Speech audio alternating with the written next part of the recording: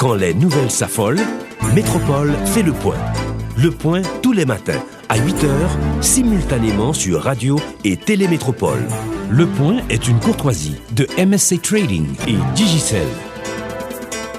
Madame, monsieur, bonjour. Bienvenue à la rubrique Le Point de Radio et Télémétropole. Notre invité ce matin, comme annoncé, Monseigneur Patrick Harris, avec qui on va revenir sur les recommandations de la conférence épiscopale aux acteurs dans le cadre de la crise post-électorale.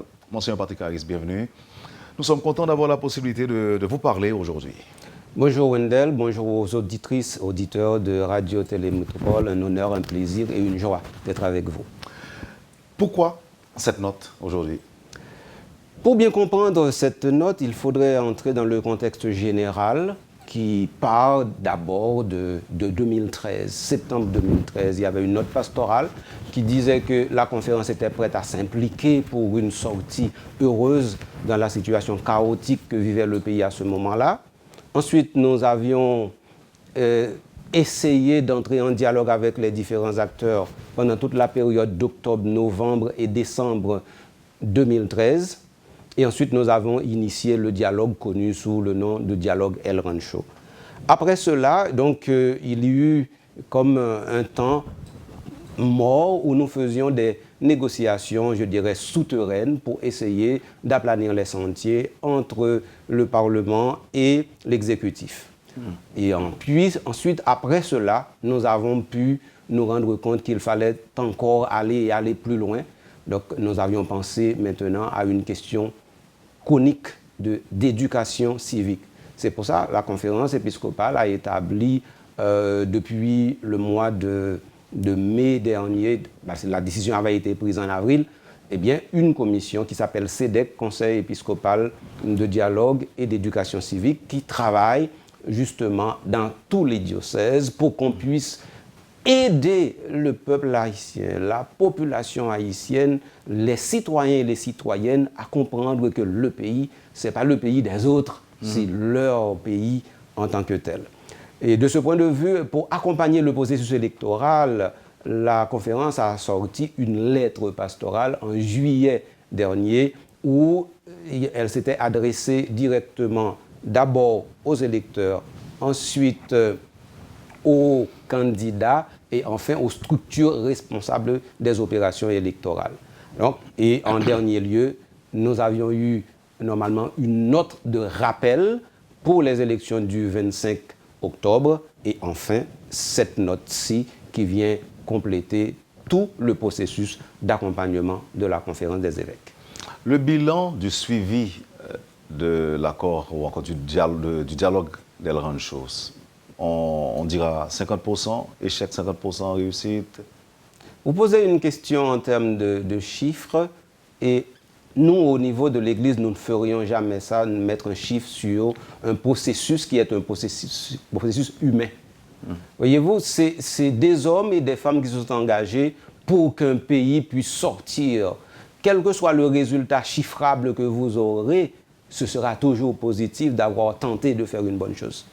Quel que soit le résultat que vous aurez, si effectivement nous sommes dans une situation où il n'y a plus de justice, plus de paix, plus de sérénité dans le pays, à partir de ce moment, ne serait-ce qu'à 1%, nous pouvons dire que ça a valu la peine et ça vaut encore tous nos soucis en tant que tel. Donc c'est le premier élément de réponse que je peux apporter. Le deuxième élément de réponse, c'est que El Rancho a été un besoin viscéral du peuple haïtien de se retrouver, de dialoguer avec lui-même pour comprendre qu'il peut être un peuple normal. Il est anormal que nous comprenions que nous ne sommes pas un peuple normal.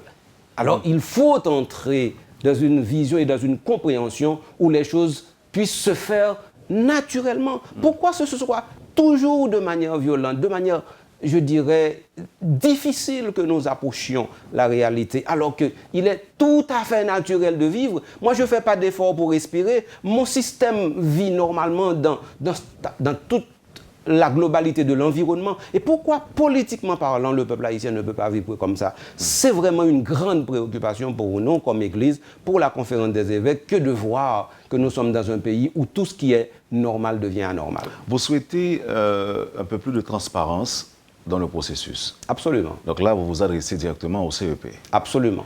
Qu'est-ce que vous exigez de plus?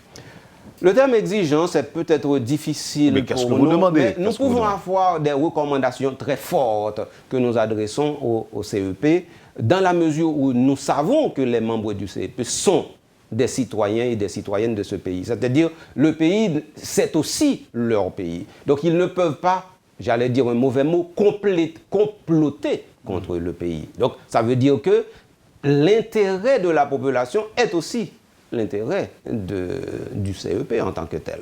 Donc, de ce point de vue, ce que nous recommandons, c'est que le CEP comprenne qu'il n'est pas en dehors de la réalité du pays, mais qu'il fait partie de cette réalité et que lorsqu'il traite une question pour difficile et stratégique que soit, c'est une auto-question qui appelle une auto-réponse et qu'à partir de ce moment, ils sont toujours déjà impliqués à l'intérieur de la réponse qu'ils apporteront. Vous avez un représentant au CEP, monseigneur. Absolument.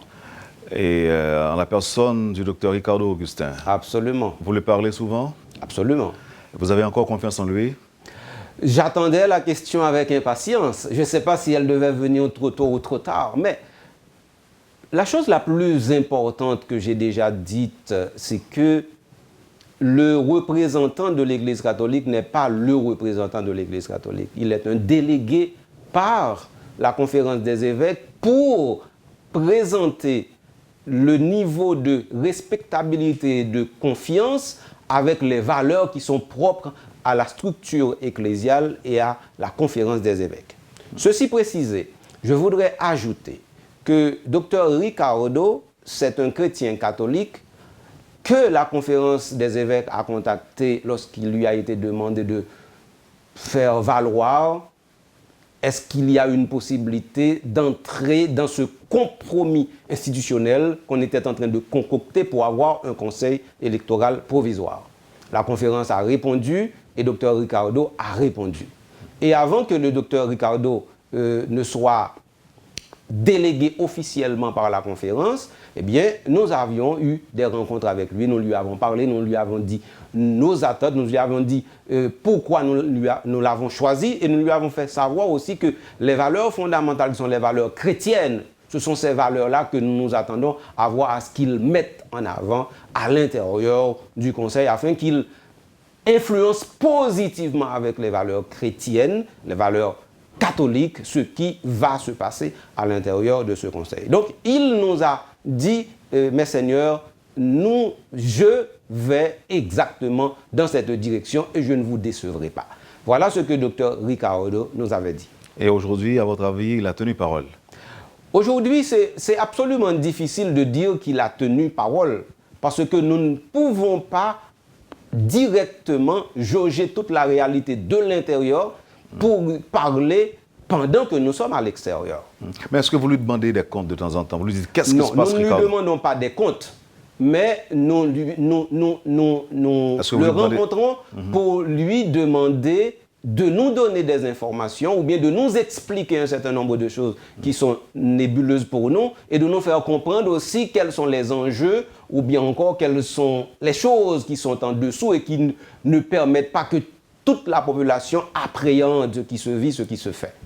Et est-ce qu'il vous a convaincu à travers les explications données? Souvent, Dr Ricardo parle des informations qui sont déjà connues. Souvent, il nous parle aussi des informations qui, normalement, doivent être interprétées à la lumière de beaucoup de contextes en tant que tel. Et de ce point de vue, je vais dire le mot, nous n'avons pas toujours la possibilité de dire que nous avons toute la vérité de la chose parce que nous ne sommes pas à l'intérieur et Dr Ricardo ne peut pas nous prendre pour nous mettre à l'intérieur. Nous respectons cela. Cependant... Mais si vous avez encore confiance en lui... Je réponds à votre question. Cependant, ce qui est important pour nous, c'est toujours de croire qu'il reste un homme honnête avec les valeurs chrétiennes. Si à un certain moment de la durée, nous n'aurions plus vu en lui que c'est quelqu'un qui garde ses valeurs et ses repères qui ont fait que nous l'avons choisi, à partir de ce moment, il n'aura plus notre confiance. Alors, c'est pourquoi je vous pose la question, monseigneur, c'est en raison de la teneur des recommandations Vous demandez de la transparence. Tout à fait. Et à quoi bon si vous avez quelqu'un là-bas au CEP qui a encore votre confiance?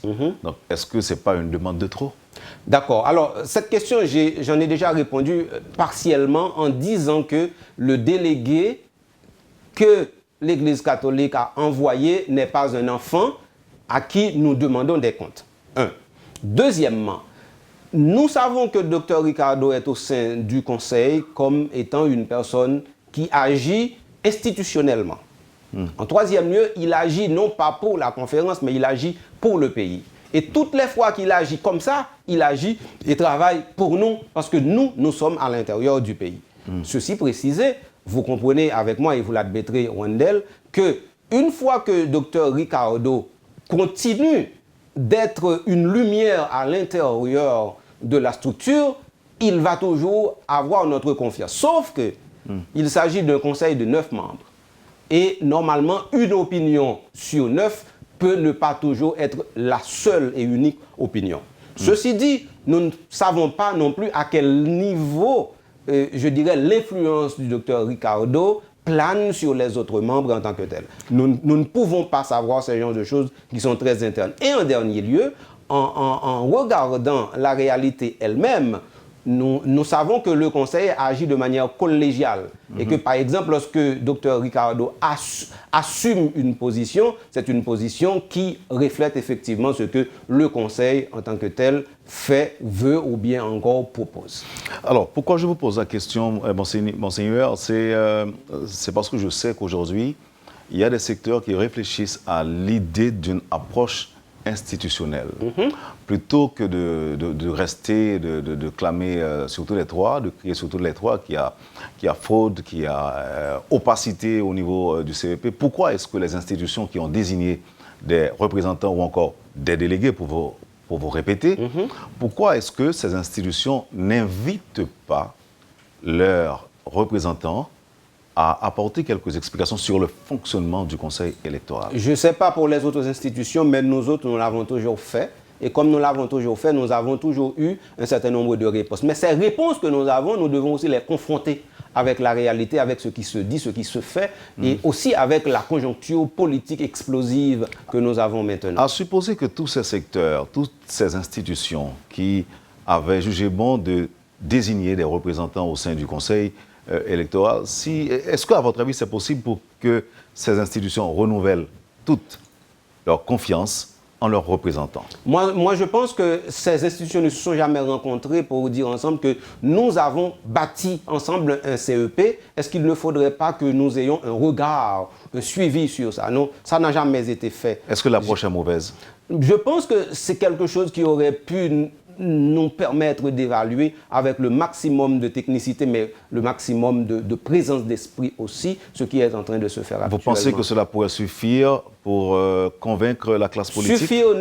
Suffire non, mais ce serait peut-être... Non, mais si les institutions renouvellent leur confiance, est-ce que ça peut convaincre ou encore porter la classe politique, les acteurs politiques à voir le CEP d'une autre manière?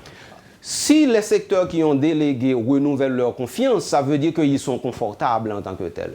Mais ces secteurs sont divers, multiples en tant que tels. Et donc, nous avons un pays émietté, nous avons un pays émaillé de pensées, de réalités diverses. À partir de ce moment, entrer dans un concept unitaire de la représentativité, je pense que c'est un peu illusoire. Et le mot de l'Église dans cet imbroglio, dans cette impasse, si vous le permettez, le mot de l'Église, est-ce que ça va se résumer tout simplement à cette lettre, à cette note, Monseigneur? Le mot de l'Église, c'est de faire reprendre confiance aux acteurs que le processus est leur processus. Le mot de l'Église, c'est dire que le processus électoral, ce n'est pas le processus du gouvernement ou du CEP, mais le processus du peuple haïtien, c'est-à-dire y compris les électeurs et les candidats. La position de l'Église n'est pas floue parce qu'on a l'impression que vous soufflez le chaud et le froid en même temps en disant aux acteurs... Où est-ce que vous voyez le flou? Dites-moi. Non, je vous pose la question, Monseigneur. Non. En disant par exemple, au CEP de faire montre de transparence et aux acteurs de se dépasser. Et on a l'impression qu'on ne veut pas vraiment prendre une position. On a l'impression. Non, en fait, c'est une impression que j'estime qui est fausse. Parce que, de toute façon, la position, elle est là et elle est claire. Elle est tellement claire que vous avez voulu m'inviter pour continuer à débattre de cette clarté que vous avez déjà vue. Pour apprendre davantage. D'accord. Donc, ceci précisé, je crois que... Et je vous remercie d'avoir répondu à l'invitation. Oui, merci. Je crois que, normalement, les gens attendent de l'Église une parole qui soit à l'image des paroles qu'ils ont l'habitude d'entendre. Nous n'allons pas faire cela parce que notre parole ne peut pas être une parole comme les autres paroles. Notre parole est moulée aussi dans la vision et dans la compréhension institutionnelle qu'est l'Église catholique. Et enfin, notre parole est une parole qui tient toujours compte de l'homme comme étant le centre de la réalité et non des stratégies politiques. Et non, par exemple, des intérêts qui sont ici ou là. À partir de ce moment, si ce qui se dit dans les rues ou dans la presse, nous ne le répétons pas, on pense que, normalement, nous n'avons pas la parole qu'il faut. Mais notre parole ne doit pas être une parole répétitive. Elle doit être une parole proactive, une parole qui provoque, une parole qui déclenche les énergies nouvelles, afin que nous soyons capables de nous dire, ressaisissons-nous, allons de l'avant, le pays c'est notre pays, faisons en sorte que nous soyons responsables comme citoyens et citoyennes. Vous voulez, Monseigneur, qu'on revienne sur ce point? Absolument. Eh bien, on le fera après la pause. Vous suivez, Madame, Monsieur, la rubrique Le Point de Radio et Télémétropole. Monseigneur Patrick Harris, porte-parole de la conférence épiscopale, est l'invité de la rubrique Le Point de Métropole. Merci de votre intérêt. On vous revient tout de suite, après la pause. Le Point est une courtoisie de MSC Trading et Digicel. Merci, Madame, Monsieur. Vous suivez la rubrique Le Point de Radio et Télémétropole. Et pour t'y causer matin, c'est Monseigneur Patrick Harris qui avec nous. Nous ensemble essayer de mieux comprendre note de presse qui gagne un certain nombre de recommandations que la conférence épiscopale fait acteurs dans le cadre de crise que nous avons traversée aujourd'hui en Haïti depuis l'élection 9 août et 25 octobre qui sont passés là. Et au cours de la première partie émission avec Monseigneur Patrick Harris, nous avons parlé de représentants surtout dans CEP1, Dr Ricardo Augustin, qui toujours gagne confiance dans l'Église là. Et avec lui, nous avons essayé tout pour que cette approche institutionnelle n'est pas étendue, par exemple, sur les autres. Par exemple, il y a un peu de monde qui croit que il y a demandé aux représentants dans CEP1 des explications par rapport à des dénonciations, des accusations, aussi fondées ou pas, mais tu es capable ensemble mieux comprendre est-ce qu'il y a une fraude effectivement, s'il y a une fraude au profit de qui, et sinon est-ce qu'on doit continuer à renouveler confiance et même aller jusqu'à peut-être demander aux représentants font geste, quand même, si effectivement il y a des cas avérés de fraude massive, d'un coup, tout le monde fait quoi.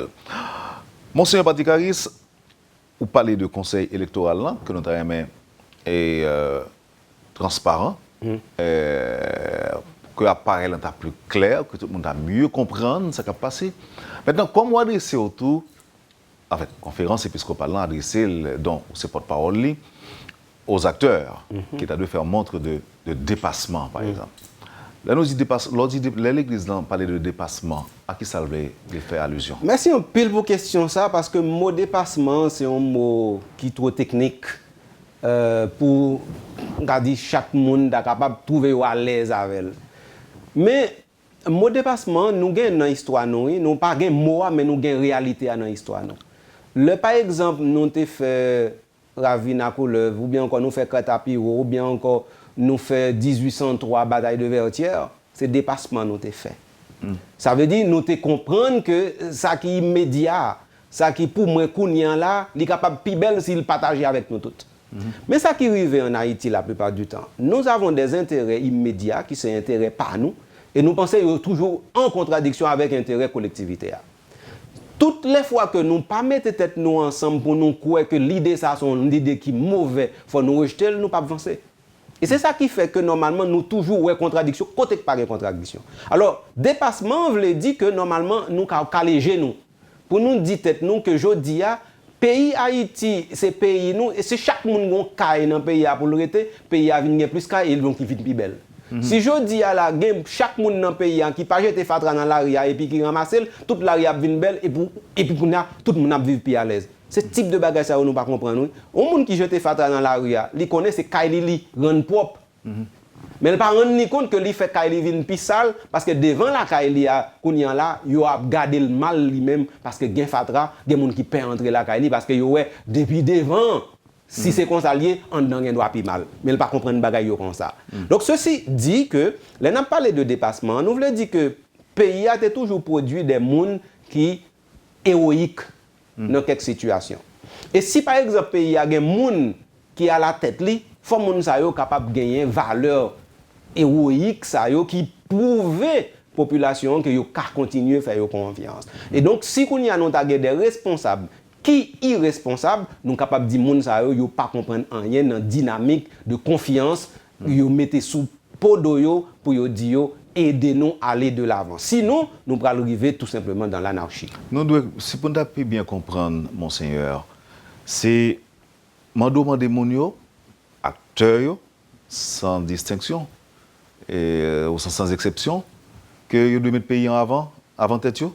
C'est ça? Mais nous n'avons pas aucune autre façon pour nous traduire ça que dire que l'intérêt n'est pas doué en désaccord avec l'intérêt pays. Parce que moi je dis que c'est contradiction interne ça que mon n'a vivre dans propre tête qui problème non. Parce que mon n'a pensé, vim pour un exemple tout à fait banal. Supposons que vous avez acheté un monde dans bureau de vote ou bien encore dans n'importe côté. Vous parlez de mandataire vous avez acheté ou bien encore vous parlez de gros tractations qu'a fait. Moun ça, l'elfine prend l'argent. S'il prend l'argent ça, la plupart du temps, pas jamais qu'amène bien parce que le pas gain paix. Il pas aucun la paix dans tête li, il pas aucun la paix dans l'esprit li. Ensuite, il y a un environnement qui vient fragile pour lui que lui-même il fragilise l'environnement. Et enfin, moun ça, il peut le retrouver dans une situation d'insécurité intérieure et interne et même chronique qui peut le faire que avec toute l'argent ça le recevoir, au lieu lui-même lui avancer comme personne, c'est bac li fait. Mais il y a des fois que l'hypocrisie ça direct en tant que tel. C'est là où on dialogue avec lui, ou approcher et puis vous faites sortir dans immédiatisme et puis laisse ça lui rendre compte que c'est parce qu'elle pas trouvé plus loin assez qui fait que il te découvrir réalité. Tant qu'on monde qui conduit machine et puis qui gagne normalement myopie. Ça privé et bien bagaille qui devant non li pa kawel mais s'il gen presbytie bagay qui devant non la poêle mais loin pas kawel. Donc à partir de ce moment qui ça privé faut moun nan on vers correcteur qui pour permettre que li jauger réalité. Moi me penser que acteurs politiques nous yo que ce soit moun qui dans structure l'état que ce soit moun qui dans structure gouvernementale que ce soit moun qui dans parti politique yo moi penser et me dit ça dans non conférence là me penser yo besoin des vers correcteurs pour permettre yo ouais réalité à Jean lié et non seulement Jean yo ouais là de façon pour yo comprendre que intérêt yo pas ta doué en désaccord avec intérêt pays et que normalement un ajustement qui doit être nécessairement. Merci pour les explications monseigneur. Mais il y a un pilote monde qui a observé la situation pays d'Haïti. Il dit que nous toujours parler de crise politique. Crise politique, crise électorale. Alors que ça, c'est la conséquence de l'autre crise que la société a gagnée. Crise de moralité, crise sociétale, si vous voulez. Et si nous avons un ensemble de crises, nous sommes jamais capables de penser que tout l'autre problème à résoudre sans grand effort. Ce grand effort, qui j'en ai doué orchestré, qui j'en ai doué bail résultat, à qui ça a doué abouti, je dis en là, monseigneur. Monseigneur, pas qu'à répondre à une question, je pose la Wendel pour une raison simple, c'est que monseigneur n'a pas de recette. Un. Deuxièmement, questionnant complexité li gagné, fait nous comprendre que jodi a en réalité à présenter c'est effectivement un sursaut global et général qui t'a dû gagner pour nous approcher. Ceci dit, l'em fin dit m'pa ka répondre, m'ka dit mes côtés réponse là nous ka chercher. Nous ka chercher réponse là directement dans compréhension que jodi a nous a vivre dans superficialité dans pays a. Il y a un bon bagay n'a fait pour ouais. Et là, ça ne pas critiquer la presse parce que nous-mêmes, l'Église catholique, nous aimons la presse et nous connaissons l'importance de la presse. Mais la presse c'est une parure, c'est un paravent, c'est une vitrine qui permettent que nous exposions une bonne bagaille. Et surtout, on parler de caméra de télévision. Ça expose les gens dans la lumière. Et la lumière veut dire aussi la gloire. Mais bagaille qui jette poussière d'évangile en pile monde et qui pas permettre que très souvent, ils sont capables d'aller en profondeur. Moi, tout à fait d'accord avec vision, avec compréhension, avec analyse ou faire. Et que normalement, je dis, pour nous aller de l'avant, il faut que nous soyons capables de dire, est-ce que faut nous pas aller retourner dans la matrice pays? Matrice pays veut dire, ça qui te permet que nous soyons capables de faire unité ensemble hier, comment faire aujourd'hui à l'évine impossible, alors que c'est unité hier même qui permet que nous s'annouions aujourd'hui. Pour qui ça nous pas conserver ça hier pour faire aujourd'hui plus belle et pour faire que demain capable plus belle passer aujourd'hui. Donc ça veut dire question ça yo, moi crois que c'est pas population in globo qui a répondu parce que chaque monde a un niveau de responsabilité et niveau de formation par yo. Nous dit dans l'église catholique, la conférence épiscopale l'a dit que nous tous pas la même responsabilité. Ça veut dire si le pays a pas fini aujourd'hui, nous pas dire gens qui a cultivé terre dans le jardin ont la même responsabilité avec député, avec sénateur. Nous dit si aujourd'hui si moun qui allé l'école, yo pas kon li, yo pas kon écrit encore, nous dit il pas la même responsabilité avec parents qui vont à l'école là, avec professeur ou bien avec directeur l'école là. C'est ça nous dit. Et nous dit en fin de compte que aujourd'hui si vraiment nous voulons aller de l'avant, faut que nous chita comme peuple pour nous penser et pour nous parler ensemble. Nous pas parler ensemble. Nous parler, mais nous pas parler ensemble. Et nous pas jamais définir ensemble qui côté nous voulons aller. Ça nous carrer horizon. Qui horizon? Par contre, nous fait expérience là, Wendell. Toutes les fois que nous avons parlé de horizon 2025, 2030, 2035, c'est toujours par rapport à des projets que l'autre monde vient élaborer pour nous, et nous, et puis nous-mêmes nous entrer là-dedans comme des moutons de panurge, et puis qu'on y est là parce que gagne, ou bien un projet, ou bien COP, ou bien une aide internationale qui débat ça. Santé pour tous en l'an 2000. Est-ce qu'on comprend? Donc à partir de ce moment, nous venons tant qu'on peuple crébété, qui pas bien pensé, qui pas pensé, qui pas capable de penser, et qui a quitté le monde penser pour lui. Monseigneur, nous, en fait, ma premier aspect, dans la question que je me pose. Est-ce que, d'après vous-même, la misère a gagné une part de responsabilité dans le problème de moralité que nous gagnons aujourd'hui là? Je m'explique.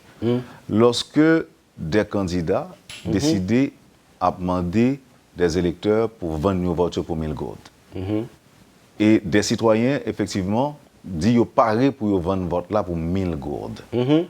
Donc, à comprendre que si il y a vendu pour 1000 gourdes, donc c'est très facile tout. Si il y a des mandataires d'autres partis, ça gagne plus qu'au blanc, capable facilement et faire transaction avec vote par là lui-même, avec conscience li tout, etc. Donc, conscience mounio se vend aux petits offrants, aux plus offrants. Est-ce que ce n'est pas des problèmes, je dis, qui méritaient adresser? Nous n'avons pas connu l'importance de vote. Tout à fait. Qui gens nous capables d'adresser le problème ça tout avant que nous ayons l'autre problème. Parce que c'est là le problème qui commence. Parce que candidat pas dans tout bureau de vote. Si il y a fraude, c'est le représentant qui fait. C'est l'agent qui baille tout pour fraude faite, monseigneur. D'accord. Il y a deux éléments.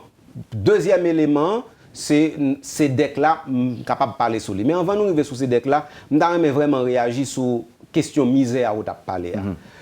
Est-ce que la misère... Moi, personnellement, je ne crois pas que nous devons mettre misère là tant qu'un acteur en réalité qui positionne Haïti sous scène politique ou bien sous scène mondiale la aujourd'hui. Pour qui ça? Parce que misère, sans que si nous parlé en philosophie, nous avons dit que c'est un épiphénomène. Li pas yon nous-mêmes, ça veut dire li pas une réalité en soi. Li sont une réalité factice inventée. Autrement dit, c'est façon nous décider de vivre dans un pays sans que nous pas tenu compte de réalité fondamentale que nous les biens communs. C'est ça qui fait des misère. Et c'est justement misère li paraît tant qu'on yon ba n'a fabriqué en tant que tel jodi parce que tant qu'on dans radio ça, dans télévision ça à l'oublier non groupe croissance. Ouais, remédier li tout le temps, faut nous produire richesse en tant que tel.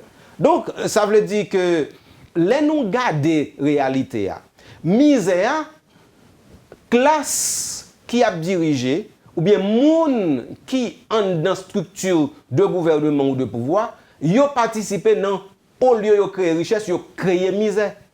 Et donc si c'est ça lié, ça veut dire que nous pas garder directement comment nous sommes capables de construire le vivre ensemble et l'être ensemble. Tout en nous pas chita pour nous garder ça ensemble, misère n'a élaboré des théories sur lui, n'a fait des projets sur lui, mais pas fait bac. Est-ce que une nouvelle que m'apprend nous, monseigneur, me dit que cette histoire de 1000 gourdes pour... non, on ne va pas apprendre rien, c'est information qui est dans la RIA, qui est dans la presse, qui est dans la radio, dans la télévision. Ça n'a pas fait aucun effet sur vous, l'entendez? Non, écoutez, l'IPATA n'a pas fait effet sur moi en tant que tel, parce que c'est en réalité à combattre nécessairement. Mais nous dit que c'est un épiphénomène, il n'est pas un phénomène, il n'est pas réalité en soi, ce n'est pas lui pour combattre. Parce que sous combattre les aujourd'hui, après tout, n'est pas demain, non, l'autre élection encore. Ça pour combattre ces situations d'abêtissement que n'a fait moun yo vivre, ça qui fait que nous divisons le pays en deux catégories, moun riche, moun pauvre, moun en dehors, moun la ville, moun instruit, moun pas instruit. C'est barrière ça yo que nous pas voulons abattre aujourd'hui. Si nous pas décidé à abattre barrière ça yo, n'a toujours reproduit même ça yo cap même résultat. Alors nous dit que pour nous pas gagner même résultat ça yo que nous pas voulons, il faut que nous attaquer bagala dans racine ni. Et racine ni, c'est dit que normalement nous cap parler entre nous pour nous dire qui pays nous voulons pour tout haïtien et non qui pays nous voulons pour une catégorie. Est-ce que l'Église souhaitait que l'Église en souhaitait que l'élection faite le 27 décembre? L'Église, le deuxième tour. Je pense que la réponse est déjà à l'intérieur de la note. Et note là, nous avons 8 éléments là-dedans, ou tu cité quelques là-dedans. 8 éléments, ça dit clairement que gagner élection, c'est pas lui qui fait élection, c'est pas lui qui est fondamental. Ça qui est fondamental, c'est le pays. Et c'est le pays qui a fait élection, et c'est l'électeur qui a fait élection. Imaginez où font élection, personne ne parle là-dedans. À quoi ça rime? Imaginez où font élection, et puis encore, les pays entachés d'irrégularité. À quoi ça rime? Imaginez qu'on font élection, après ça, tout le monde dit que le pays a venu tomber dans le cachou. Mais à quoi ça rime? Ça nous dit, c'est pas arrêter dans bagaille comme si c'était des robots que nous sommes, et puis n'a pas aller, nous pas même qu'à changer l'idée, nous pas même qu'à changer de direction, nous pas même qu'à changer d'horizon. Ça nous dit, c'est que le pays, c'est pour Haïtiens liés. Chaque fois qu'on problème posé, Haïtiens doivent chita ensemble et puis pour yo garder. Si 27 décembre vient tourner yon incontournable, n'a fait comme peuple ensemble. Mais nous pas quitter yo imposer nous li tant pour yon réalité, nous pas gain pouvoir sur lui. Destin nous comme peuple, comme haïtien, comme haïtienne, comme Haïti, li doué dans mes haïtiens et c'est chaque jour pour haïtien dit tête li ça de façon pour lui river quoi dans ça et puis pour lui river fait tout acteur politique, acteurs économiques, acteurs sociaux, river ensemble avec eux, fait travail ça. Est-ce que monseigneur, l'elfine prier, si il a une messe l'a dit, si il n'a pas l'autre travail à faire, est-ce que ça qu'on arrive que l'a regarder télévision? Laisse ça regarder Télémétropole.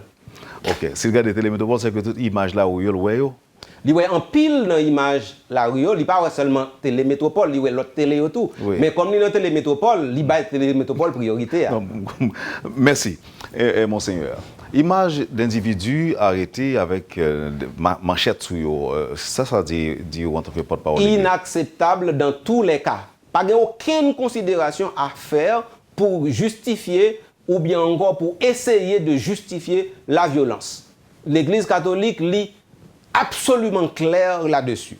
Donc ce qui fait que manifestation, c'est droit tout le monde dans un pays, structure politique, structure parti politique, ils organisent, ils bail revendication. Nous-mêmes, nous n'avons pas de problème avec ça. Mais quand nous franchissons limite que nous sommes frères acteurs et puis nous mettons violence là-dedans, absolument nous en désaccord à quel que soit mon nom et quel que soit côté lié, dans quel que soit le niveau de responsabilité li gagne. Ça veut dire manchette dans manifestation pour nous-mêmes c'est un bagage inqualifiable. Comprenez? C'est au niveau de violence que nous dit nous pas penser que nous-mêmes peuple haïtien nous arrivé là. Nous pensons que bagage ça yo appartenu à un passé 17e, 18e, même 19e, mais nous pensons que à partir de 20 arrivé dans le 21e siècle, nous pensons que niveau de conscience que le peuple a dû gagner, ou bien que responsable a dû gagner, pas dû permettre que nous arrivions dans déviance, dans déviation.